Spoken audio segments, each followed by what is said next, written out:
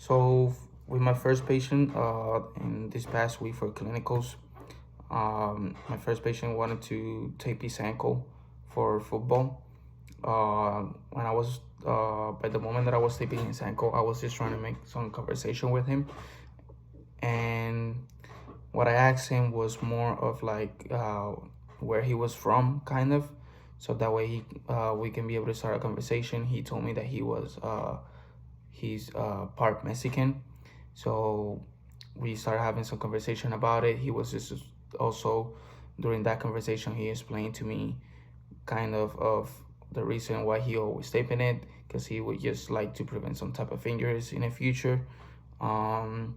And he also was telling me that he usually goes out with his friends and stuff to go play some any type of sports, like either basketball or something like that, so that way he can be properly safe, at least for football, that he can be able to prevent it. Obviously, outside of the school, then he needs to take it a little bit more easy, but for on the school for football, he can be able to prevent it by taping his ankle.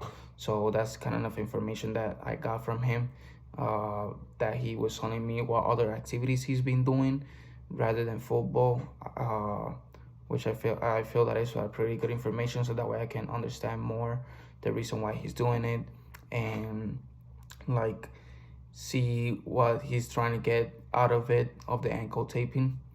For my second patient, he also wanted some ankle taping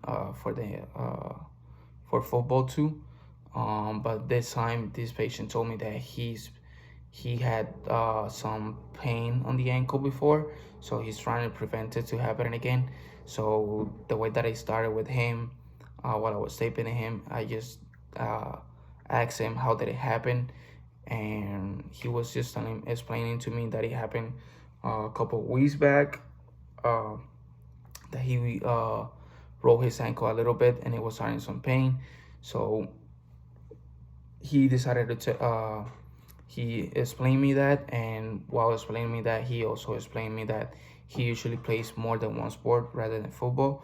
He usually plays baseball too, so he just wanted to make sure that he's available for to be able to play the other sport and not just football. So he doesn't want to get injured while playing football, so that way he's not fully recovered in order to play baseball too.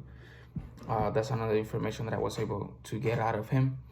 And with my last patient that I asked him, he also wanted me to do his ankle taping for football too, since it was more on a practice day. And he said that he's also been having a little bit of pain on the ankle.